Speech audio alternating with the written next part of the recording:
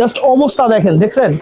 আমরা আজকে আমাদের কবুতর অসুস্থ হোক বা না হোক, ঠান্ডা লাগুক বা না লাগুক, আমরা কিন্তু এটা দিব, ঠিক আছে? আপনারা যদি এখন কবুতর ঢেকে রেখে দেন যে বৃষ্টিতে কবুতর ভেজাবো না, এটাও কিন্তু ঠিক হবে না। কেন আমাদের থরের ঘরে কিন্তু পানি ছিল, ঠিক আছে? বৃষ্টি ভিজে থাকলে ভাই ওই বাচ্চাগুলো ভালো হয় না, আলটিমেটলি বাচ্চাগুলো মারাই যায়। আসসালামু আলাইকুম দর্শকবৃন্দ, কি অবস্থা সবার, কেমন আছেন আপনারা? আপনাদের সবাইকে আমাদের নতুন একটা ভিডিওতে স্বাগতম। তো দর্শকবৃন্দ, প্রত্যেক দিনই আসলে এতদিন ছিল হচ্ছে গরম, এখন হচ্ছে বৃষ্টি।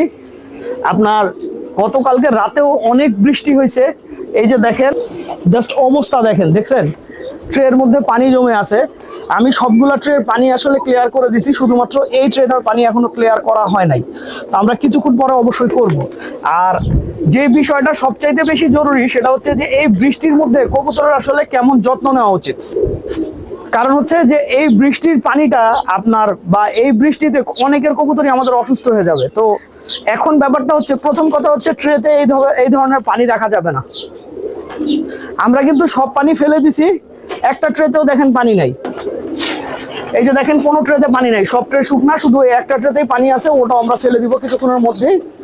তো এখন যে বিষয়টা এই গেল হচ্ছে যে এই পানিটা কেন ফেলতে হবে, কারণ হচ্ছে জানো, এই পানিটাতে থেকে কবুতরের একটা গ্যাস আসবে, ঠিক আছে? ওই গ্যাসটাতে আপনার মনে করেন কবুতরের অনেক সময় টাল কাঁপনি হয়ে যায়, বিভিন্ন ধরনের সমস্যা হয় কবুতরের। তো প্রথম কথা হচ্ছে আপনাদের লফটা পরিষ্কার রাখতে হবে। আর দ্বিতীয় কথা হচ্ছে কবুতর এখন ভেজাটা খুব বেশি জরুরি, কারণ কবুতর ভিজলেই কিন্তু কবুতর মোল্টিং করবে। মোল্টিং মানে হচ্ছে কবুতর পশম চেঞ্জ করবে।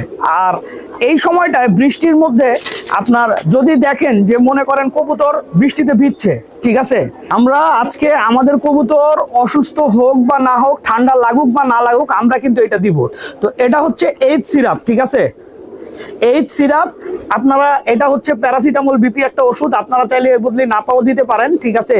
এর বদলে যে কোনো প্যারাসিটামল ট্যাবলেটও আসলে লিটারে একটা আমি আসলে দিতাম, ঠিক আছে? আমি আসলে দিতাম।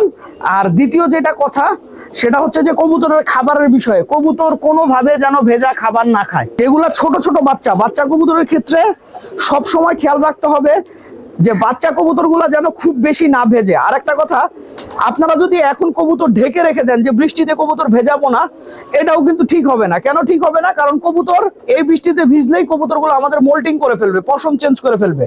আর যদি কবুতর বৃষ্টিতে না ভেজে, তাহলে কিন্তু ওদের পশমটা ঠিক মতো চেঞ্জ হবে না।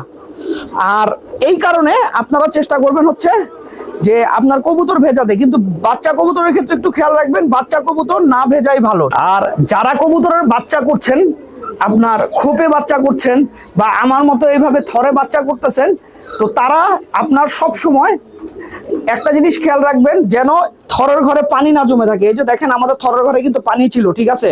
বৃষ্টির হ্যাসলা পানি ঢুকছিল, আমরা এটাকে ঝাড়ু দিয়ে এই মাত্র বের করে দিছি। কিছুক্ষণের মধ্যে ইনশাল্লাহ এই জায়গাটা শুকায় যাবে। কারণ স্যাঁতস্যাঁতা ভাব কবুতরের যে কোনো রোগের আসলে আতুরঘর, স্যাঁতস্যাঁতা ভাব যে ভাবটা থাকে। আর থরের ঘরের কবুতর যেগুলা বাচ্চা করতেছে বা মনে করেন খোপে আটকায় রাখতেছেন, এই আটকায় রাখা অবস্থায় বৃষ্টির পানি যদি ভেতরে ঢুকে, এবং ওই কবুতর কিন্তু আপনার ওই বৃষ্টির পানিতে ওর যে পটিটা আছে, ওর পটিটা নোংরা, ওই নোংরা পটিটা, তারপরে হচ্ছে মনে করেন আপনার ওই নোংরা পটির গ্যাসটাতে কিন্তু কবুতরটা মারাও যেতে পারে। যাদের খোপে এরকম ছোট ছোট বাচ্চা আছে, কোনোভাবেই বাচ্চাগুলা যেন বৃষ্টির পানিতে লং টাইম ভিজে না থাকে, সে ব্যাপারটা খেয়াল রাখবেন। ভিজে থাকলে ভাই ওই বাচ্চাগুলো ভালো হয় না, আলটিমেটলি বাচ্চাগুলো মারাই যায়। তো দর্শকবৃন্দ, ভিডিওটা আমি এখানেই শেষ করছি। আপনারা সবাই ভালো থাকবেন, 5 ওয়াক্ত নামাজ পড়বেন। আসসালামু আলাইকুম।